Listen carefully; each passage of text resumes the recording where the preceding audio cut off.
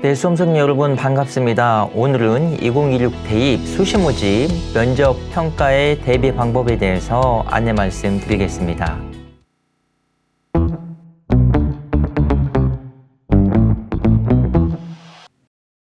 네, 2016 대입 수시 모집의 면접 대비 방법입니다. 간단한 면접 일정과 평가 요소에 대해서 살펴보면 크게는 수능 전과 수능 후에 면접을 실시하는 대학으로 구분이 되겠습니다. 특히 노란색으로 표시해 드린 바와 같이 지역에 있는 대학들도 수능 후에 면접을 실시하는 대학들이 거의 대부분 속하겠습니다. 면접의 반영 비율은 대학마다 다릅니다. 이렇게 적게는 5%, 10%에서 많게는 90% 이상이 해당되는 대학들도 있는데요. 지원하신 대학이 어느 정도의 면접 반영 비율을 가지고 있는지 다시 한번 숙지해 주시면 좋을 것 같습니다. 구체적으로 어떤 평가 요소를 가지고 면접을 진행하는지에 대한 대학별 면접 평가 요소와 반영 비율입니다. 이렇게 다양한 대학들에서 진학 의지와 인성과 진로 역량 또는 종합적인 사고력, 발전 가능성 등등을 각기 다른 비율로 평가하고 있고 또 이에 따라서 물어보는 질문의 내용들도 각각 다를 수 있기 때문에 이에 대한 적절한 관심과 준비도 필요해 보입니다. 특별히 노란색으로 표시해드린 바와 같이 면접 과정에서 지원자의 자세와 태도에 대해서 평가하겠다고 명시하고 제시하고 있는 대학들도 있습니다. 기타 다른 역량들도 중요하지만 면접 현장에서 평가관들 앞에서 보여주는 지원자의 기본적인 면접 자세, 기본적인 면접 태도 등도 또한 중요하게 평가될 수 있고 이에 따라서 당락이 합불이 결정되는 경우들도 있기 때문에 신중한 자세가 필요합니다. 자, 지금부터는 면접 대비 방법 구체적으로 안내해 드리겠습니다. 면접의 유형 중에서 일단 제시문 기반 면접입니다. 고려대와 서울대 등을 비롯한 몇몇 대학들이 이에 속하고요. 특히 교대 같은 경우 들도 이에 속하며 일부 의과대학과 이공계 특수목적 대학들도 제시문 기반 면접을 실시하고 있습니다. 제시문 기반 면접의 특징은 사고력을 종합적으로 평가하고자 하는 것이고 꾸준한 독서를 바탕으로 수학, 과학, 기타 과목에 있어서의 학업 역량을 제한된 시간 내에 제한된 공간에서 보여주는 것이 핵심이라고 볼 수 있겠습니다. 기출문제가 이미 대학별 입학처 홈페이지를 통해서 공개가 되고 있는데요. 선행학습 영향평가 보고서 등을 바탕으로 해서 기출문항, 출제 근거, 그리고 평가 기준 등을 확인하실 수 있습니다. 대학교 입학처 홈페이지에서 예를 들면 이와 같이 기출문제, 기출문항 또는 보고서 등의 형태로 파일이 업로드되어 있습니다. 고려대학교에서 공개한 바와 같은 이런 예시를 보면 자체평가 보고서를 이미 대학교 입학처 홈페이지에 공지하고 있고요. 네, 대학에서 제시한 예시를 보시는 바와 같이 일반 정보와 문항 및 제시문, 그리고 평가 근거, 그리고 모범 답안 등등 여러 가지 정보들이 이 문서 안에는 포함되어 있습니다. 그래서 제시문 기반 면접을 준비하시는 수험생의 경우에는 대학교 입학처에서 홈페이지에서 공지하고 있는 선행학습 영향평가 보고서 또는 기출문제나 기출문항 등을 꼭 확인해 보시기를 권해드립니다. 그 외에 사실 학생부 종합전형 수시 모집에서 실시하고 있는 거의 대부분의 면접 평가는 서류 기반 면접이 되겠습니다. 가천대와 가톨릭대를 비롯한 지역에 있는 거점 국립대 그리고 우리 전북 지역에 소지하고 있는 대학 등 거의 모든 대학이 이 종류의 서류 기반 면접을 실시하고 있는데요. 우선 이 면접의 준비를 위해서는 자신의 생활기록부, 즉 서류에 기록된 모든 사항을 꼼꼼하게 미리 숙지하는 것이 매우 중요하다고 볼 수 있겠습니다. 이 내용을 통해서 공동체 의식과 학업 역량, 그리고 의사소통 능력, 인성과 공동체 의식 등등 여러 가지들을 평가한다고 볼 수 있겠습니다. 그러면 면접의 질문에는 구체적으로 어떤 것들이 있고 이에 대한 대비는 어떻게 해야 되는지 살펴보겠습니다. 우선 서류 기반 면접에서 질문하는 가장 주된 내용은 서류에 기재된 내용의 진정성 확인입니다. 즉 쉽게 말씀드리면 서류에 기재된 내용, 학생부의 내용에 거짓이 없는지, 왜곡이나 과장된 내용이 없는지, 정말로 지원자가 고교 생활을 통해서 했던 활동인지 등을 확인하고자 하는 질문이 이에 속하겠습니다. 그래서 예시로 보여드리는 바와 같이 실제로 생기부 서류에 기재된 내용 중에서 조사했다고 되어 있는데 조사한 내용이 무엇이었는지, 탐구 활동했다고 되어 있는데 탐구 활동했던 내용이 무엇인지, 창작 활동을 했다고 되어 있는데 창작 활동한 내용이 무엇인지, 제작 활동을 했다고 되어 있는데 제작 활동했던 내용은 무엇인지 구체적으로 묻는 질문 등이 이에 대한 예시가 되겠습니다. 또 다른 예시입니다. 데이터를 수집해서 통계 포스터를 제작했는데 그 내용이 무엇이었는지, 책을 읽었고 차이점을 비교했는데 그렇다면 그때 본인이 파악했던 차이점은 무엇인지, 활동 중에 신문을 활용했는데 그때 신문의 내용 중에서 기억 남는 것은 무엇인지 등등을 구체적으로 묻는 질문이 이에 속하겠습니다.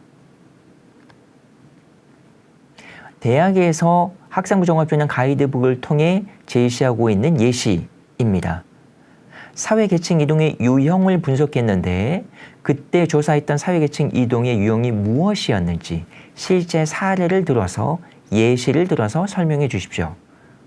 사례에 대해서 탐구를 진행했는데 탐구했던 내용에 정의를 내려주십시오. 실제 사례를 설명해 주시고 개인의 의견을 정리해서 말해 보십시오. 등이 모두 본인의 지원자 학생부 내용에 포함되어 있는 내용이고 그것의 진위 여부를 묻는 질문이 되겠습니다. 탐구를 하고 보고서를 작성했네요. 보고서의 내용이 무엇이었는지, 실험을 했네요. 실험을 하는 중에 본인이 설계했던 설계의 내용이 무엇인지 또는 변경했던 내용은 무엇인지에 대해서 구체적으로 묻는 질문이 되겠습니다. 검증을 주제로 한 연구를 진행했네요. 연구의 과정에 대해서 설명해 주십시오. 본인이 생각하고 진행했던 내용이 있네요. 그 내용은 구체적으로 무엇이었는지, 탐구했던 내용이 무엇이었는지, 발표했던 내용이 무엇이었는지 등등에 대해서 구체적으로 설명해 주십시오라고 하는 내용이 모두 이에 속하겠습니다. 역시 마찬가지입니다. 탐구했던 내용 설명해 주십시오.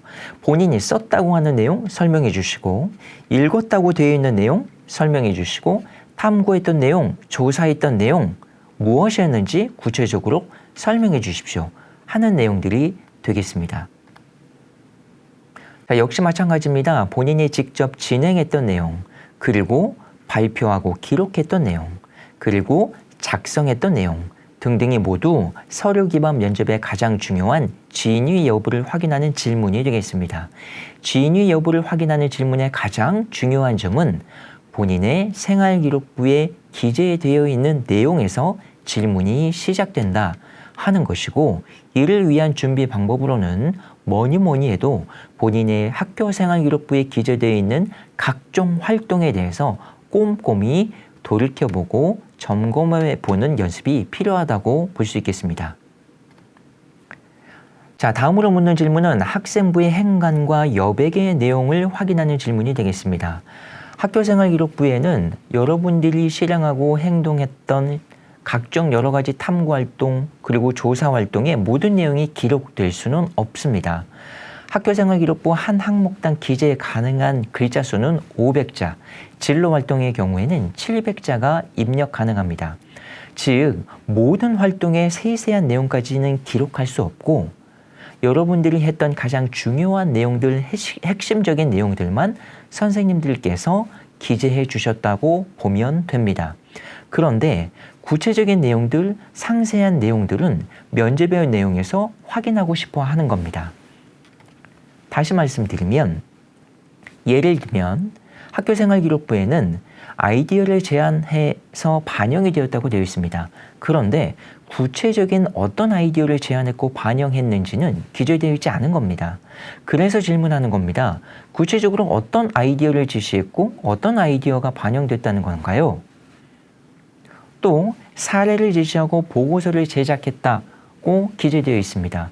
그런데 구체적인 사례, 구체적인 보고서 제작 내용은 기재되어 있지 않은 겁니다. 이 내용들을 평가관은 궁금해할 수 있습니다. 구체적으로 설명해 주세요. 또는 간략히라도 소개해 주세요. 이와 같이 학생부에는 미처 다 기재되어 있지 않은 내용, 그러나 지원자가 충분히 그 내용을 실행했고 그 탐구 내용을 했다고 여겨질 만한 내용을 평가자는 궁금해합니다. 그 내용이 바로 행간이고 여백이 되겠습니다. 학생부에는 기재되어 있지 않지만 분명히 했을 것으로 여겨지는 각종 활동, 이것에 대해서 그 내용이 진짜인지 거짓이 없는지 왜곡이나 과장이 없는지 등을 확인하고 싶어 합니다. 자, 다음으로 심화활동, 범교과활동, 그리고 각종 융합 탐구 활동의 내용이 기재되어 있다면 평가관의 눈길을 끌 수 있는 질문의 내용이 될 수 있습니다. 예를 들어서 수학 교과목에 기재된 내용인데 함수 그래프를 활용하는 수학 교과목의 내용뿐만이 아니라 그 내용을 스트레스나 수면 부족이 학업 성취도에 미치는 영향, 즉 사회 교과목이나 과학 교과목이나 기타 다른 교과목에 인용될 수 있을 만한 내용하고 함께 연계해서 탐구를 했던 경험이 있다면 역시 면접에서 중요하게 질문할 수 있는 내용이 되겠습니다. 그 아래에 있는 진로 교과목에서 했던 내용 역시 심화 탐구한 내용을 본인이 느낀 점을 바탕으로 해서 경험했던 사례와 연관해서 설명해 주세요라고 질문할 수도 있는 내용이 되겠습니다. 자, 아울러서 구체적인 역할과 활동 과정과 세부적인 내용에 대한 꼬리 질문, 이어받기 하는 질문이 또한 이어질 수도 있겠습니다. 예를 들어서 자연과학 주제 발표 프로젝트 활동으로 했던 내용이 생기부에 기재되어 있다면 첫 번째 질문으로 주제 발표의 내용은 무엇이었는지, 이에 대한 지원자의 답변 내용에 따라 그렇다면 본인의 역할은 무엇이었는지, 그 과정에서 발생했던 오류는 무엇이었는지, 그 오류와 실수는 어떻게 수정을 했는지, 그 과정에서 깨달은 점은 무엇이고 아쉬웠던 점은 없었는지 등등의 내용이 모두 꼬리 질문에 해당되겠습니다. 수험생들이 많이 곤란해하는 것이 바로 시사 및 교양 이슈에 대한 면접 준비 내용입니다. 예를 들어서 올해 이러한 면접 질문에 활용될 수 있는 각종 시사 및 교양 이슈들을 한번 점검해 볼 수 있습니다. 저출산과 고령화 문제, 연금개혁이나 복지 지속 가능성, 즉 노령화로 인해서 생기는 사회 문제와 관련된 질문, AI나 챗GPT 같은 인공지능 확산에 관한 질문, 경제적인 불안정과 청년 실업의 문제, 미중 갈등과 글로벌 통상 환경에 관한 문제, 기후변화와 탄소 중립에 관한 문제, 아울러 국제 분쟁과 안보에 관한 문제, 디지털 윤리와 개인정보 보호에 관한 문제 등등 여러 가지 내용들을 함께 점검해보고 준비해 볼 수도 있습니다. 그런데 이 모든 시사와 교양 이슈에 관한 내용들을 미리 준비한다는 게 너무 광범위하고 어렵습니다. 그래서 제가 권해드리는 시사 이슈에 관한 질문은 어떻게 준비하는 것이 좋겠는가? 핵심은 서류의 내용과 연관되는 것 중심으로 준비해보자 하는 것입니다. 즉, 시사 이슈에 관한 질문은 아무거나 되는 대로 무작위적으로 평가자가 지원자에게 던지는 것이 아니라 가장 중요한 점은 그 시사 이슈와 관한 질문에 관한 내용이 지원자의 서류의 내용과 연관되어 있다면 질문할 가능성이 많다는 것입니다. 예를 들어서 자율주행 자동차와 관련된 내용을 느닷없이 맥락 없이 뜬금없이 평가자가 지원자에게 던지는 것이 아니라 그와 관련된 내용이 지원자의 서류에 기재되어 있을 가능성이 높다고 봐야 합니다. 다시 한번 말씀드리면 어떤 시사 관련된 이슈의 질문이 나올 가능성이 많은가? 바로 내 생활기록부에 기재되어 있는 내용들 중에서 그것과 관련된 내용들 중에서 시사와 관련되는 이슈 질문이 나올 가능성이 많다는 겁니다. 즉, 자율주행 자동차와 관련된 질문이 나왔다면 그와 관련되는 내용이 내 생활기록부에 기재되어 있을 가능성이 높다고 보고 본인의 머릿속에서 빨리 판단하시고 회상하시기 바랍니다. 내 생활기록부의 내용 중에서 그와 관련되는 내용이 뭐가 있었지? 생각하는 겁니다. 그래서 자율주행차가 가져올 미래의 긍정적인 변화는 자율주행차가 넘어서야 할 장애물은 완전 무인 자율주행차의 운영에 대한 입장, 찬성 또는 반대에 대한 생각은? 이라는 질문이 나왔다면 평가자는 지원자에게 정답을 요구하는 것이 아닙니다. 정답은 그 어디에도 없습니다. 평가자는 지원자의 생각을 알고 싶어 하는 거고 가치관을 알고 싶어 하는 것이고 생활기록부에 그와 관련되는 내용을 했다고 되어 있으니 그에 충실한 내용으로 대답을 하시면 됩니다. 즉, 자율주행차가 가져올 미래의 긍정적인 변화는 제가 고등학교 생활 중에서 그와 관련되는 내용을 한번 조사해 본 적이 있었는데 그때 조사했던 내용이 이러이러한 변화가 나타날 가능성이 많다는 내용이었습니다. 라고 대답하시면 됩니다. 아울러 찬성 또는 반대의 입장은 이도 역시 본인이 그와 관련되는 활동을 고등학교 활동 중에서 했던 것이 있다면 저는 그때 이러한 내용으로 찬성했었습니다. 저는 이러한 내용으로 반대했던 기억이 있습니다. 라는 식으로 본인의 경험을, 본인의 활동했던 내용을 있는 그대로 말씀드리고 답변을 하시면 충분하다고 생각하실 수 있습니다. 그런데 이런 여러 가지 질문들에 대해서 답변하지 못한다면 어떻게 될까요? 특히 세부적인 내용에 대해서 질문했는데 답변하지 못한다면, 아울러 학생부에 기재되어 있는 내용과 면접 때 답변하는 내용이 일치하지 않는다면, 특히 다수 여러 번 했다고 기재되어 있는 내용이고 지속적으로 활동했다고 기재되어 있는 내용인데 그 구체적인 질문에 대해서 답변하지 못한다면 결국 지원자의 서류에 대해서 신뢰도는 하락하게 되고 생활기록부에 기재되어 있는 전반적인 내용에 대한 평가자의 신뢰도를 하락시키는 요인이 된다고 생각할 수 있습니다. 자, 그럼 답변은 어떻게 해야 될까요? 단답형이 아닌 종합형 답변, 즉 논리적인 질서와 형식을 갖춘 답변이 준비되면 좋겠습니다.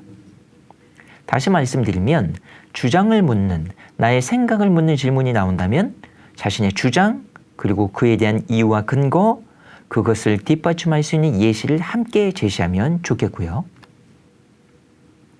활동의 내용과 과정에 대해서 묻는 질문이라면 처음에 그 활동을 왜, 어떤 동기에서 하게 되었는지, 그리고 어떤 과정을 거쳐서 그 활동을 경험했는지, 아울러 그 활동 후에 어떤 결과가 나타났고 그것이 나에게 어떤 의미가 있었는지, 내가 그것을 통해서 배우고 느낀 점은 무엇이었는지에 대해서 종합적으로 답변하는 자세가 필요합니다. 이때 왜 그 활동을 했는지에 대한 동기를 설명하는 과정에서 가장 무난하고 바람직한 것은 바로 수업의 내용으로부터 끌어오는 것입니다. 수업 시간에 어떤 과목을 공부하다가 그 단원에서 그 주제와 연관되는 내용에 호기심을 느껴 이 활동을 하게 되었다라고 하는 동기를 제시하는 것이고요. 이렇게 동기를 제시하면 이 학생은 평상시 수업 활동에도 열심히 참여했고 평상시 수업 내용에 충실한 학생이구나 라고 하는 느낌을 줄 수도 있습니다. 중간 과정을 설명할 때는 꼭 성공적인 과정, 잘했던 내용만 설명할 필요는 없습니다. 중간에 본인이 실패했던 경험, 오류가 났던 경험, 그리고 그 실패와 오류를 극복했던 과정까지 모두 유의미한 과정에 대한 설명으로 활용될 수 있습니다. 마지막으로 그것이 나에게 어떤 의미가 있었는지, 그 활동의 유의미성에 대해서 설명을 할 때는 그 활동으로 인해서 내가 수업 시간에 배웠던 내용을 정말 그렇구나라고 확인하게 되었다. 또는 평상시 본인이 잘못 알고 있던 내용을 다시 수정하고 정정하는 계기가 되었다. 또는 본인이 수업 시간에 배웠던 내용에 더불어서 더 많은 내용을 알게 되었고 지식을 확장하고 심화시키는 계기가 되었다 라는 식으로 의미를 부여하는 것도 좋은 방법이라고 할 수 있겠습니다. 효과적인 면접 준비 방법에는 여러 가지가 있을 수 있습니다. 제가 권해드리는 여러 가지 방법 중에 가장 중요한 것은 바로 또래 집단과의 모의 면접입니다. 또래 집단과의 모의 면접이 중요한 의미를 가질 수 있는 건 바로 같은 학과, 비슷한 계열, 목표를 지닌 친구들과 함께 자신의 생활기록부에 기재되어 있는 비슷한 경험을 공유하고 그 경험을 공유하는 과정에서 서로 간에 피드백해 줄 수 있는 가장 편한 관계에 있기 때문에 그렇습니다. 즉, 이 활동이 어떤 활동이었지? 내가 잘 기억나지 않는 경우에 선생님보다 또래 집단이 그때 이런 활동이었어. 우리가 이런 과정을 통해서 탐구 활동을 했었어. 이런 내용으로 보고서를 제작했었어. 라고 그때 있었던 경험을 실질적으로 불러일으키고 그때 있었던 함께 가졌던 공유했던 경험과 내용을 함께 피드백해 줄 수 있는 가장 편한 관계, 가장 현실적으로 조언해 줄 수 있는 관계가 바로 또래 집단이기 때문에 효과가 있습니다. 아울러 셀프 영상을 통한 자신의 면접 자세를 꼭 점검해 보시기를 권해드립니다. 셀프 영상을 통해서는 자신의 자세, 그리고 발음, 성량, 말의 어투 등 평소에 가지고 있었던 면접에서 드러날 수 있는 부적절한 습관에 대해서 가장 확실하게 피드백할 수 있는 환경과 방법이 될 수 있습니다. 아울러 블라인드 면접에도 유의해야 합니다. 빨간색으로 표시해드린 이런 각종 지원자의 개인정보가 드러나는 이런 내용들은 면접 시 답변할 수 없게 되어 있고 이런 내용들이 부적절하게 드러날 때는 결격의 사유가 될 수도 있습니다. 이런 내용들을 답변 시 이야기해서는 안 된다고 하는 가장 주된 이유는 면접평가는 다른 것이 아닌 바로 면접 지원자 자신의 면접에 임하고 있는 지원자 본인의 학업 역량과 진로 역량과 공동체 역량을 평가하려는 것이지 지원자가 가진 역량 이외에 다른 요소들이 평가에 개입되어서는 아니 된다라고 하는 것을 강조하고 그 평가 기준을 적용하기 때문에 그렇습니다. 아울러 시선은 어디에 두어야 할 거냐? 가장 바람직한 건 평가자의 눈을 바라보는 것이고 눈을 지속적으로 계속적으로 바라보는 것이 부담스럽다면 눈과 눈 사이나 또는 코나 인중을 적절하게 번갈아 가면서 불안하지 않게 바라보는 것이 좋습니다. 이 안정적인 시선 처리를 통해서 지금 평가자가 상당히 안정감을 주고 있다라고는 느낌을 줄 수도 있습니다. 아울러 손동작은 차분한 인상을 줄 수 있는데요. 두 손을 가지런히 모아서 무릎 위에 자연스럽게 올려놓는 것이 적절하고요. 때에 따라서 상황에 따라서 뭔가 설명을 하는 것이 필요할 때는 적절한 움직임도 비언어적 태도를 가미하는 것으로 효과적으로 사용될 수 있습니다. 이를 통해서 차분한 느낌을 평가자에게 줄 수 있습니다. 아울러 앉아있는 자세는 몸을 약간 앞으로 숙이고 기울이고 면접에 임한다면 지원자가 지니고 있는 적극적인 자세를 어필할 수 있고요. 다리는 자연스럽게 모으되 팔짱을 끼거나 다리를 꼬거나 하지 않는 자세는 이 학생이 지금 불성실한 게 아니라 상당히 진지한 자세로 면접에 임하고 있다라고 하는 느낌을 주는데 중요합니다. 아울러 복장은 튀지 않고 눈에 거슬리지 않는 흰 셔츠나 검은 계통 바지에 무난하고 단정한 복장이면 좋겠습니다. 교복을 입는 것은 개인의 인적 정보, 출신 고교가 드러나기 때문에 입는 것을 절대 권하지 않고요. 과하게 화장을 한다거나 액세서리를 착용하는 것은 역시 권하지 않습니다. 진지하고 성실한 면접의 태도를 평가할 수 있는 지표가 됩니다. 질문을 받았는데 당황스러울 수 있습니다. 또는 그 질문의 내용이 잘 기억나지 않을 수도 있습니다. 이때는 질문을 다시 한번 해주십시오. 또는 잠시만 생각할 시간을 주십시오. 라고 요청을 드린 다음에 잠시 동안의 생각 시간을 가지고 다시 한번 차분하게 면접에 임하시면 됩니다. 근데 이러한 과정 없이 질문자의 질문에 대답을 하지 않고 중단하는 시간이 길어진다거나 혼자만의 생각을 하는 시간이 너무나 길어지면 면접 평가자는 지금 이 지원자가 본인의 질문을 제대로 들었는지 아니면 뭔가 불만이 있어서 지금 답변을 하고 있지 않은 것인지 등등 평가하기가 어렵고 당혹스러운 경우가 생길 수 있습니다. 이때는 본인의 의사를 분명히 드러내시면 됩니다. 마지막으로 평가자가 가끔 이렇게 질문할 때가 있습니다. 마지막으로 하고 싶은 말이 있으면 해보세요. 이럴 때 예상치 못했던 지나치게 눈에 거슬리거나 또는 귀에 거슬리거나 튀는 행동을 하기보다는 저는 이 기회를 그동안 면접 과정에서 본인이 충분히 보완 설명하지 못했던 내용을 추가 설명하거나 또는 앞의 답변 내용 중에서 잘못 답변했던 내용이 있다면 그것을 바로잡는 기회로 사용할 수 있으면 좋겠습니다. 즉, 마지막으로 하고 싶은 말의 기회가 주어진다면 본인이 지금까지 했던 내용, 답변의 내용에 대한 수정이나 보완의 기회로 활용하시기 바랍니다.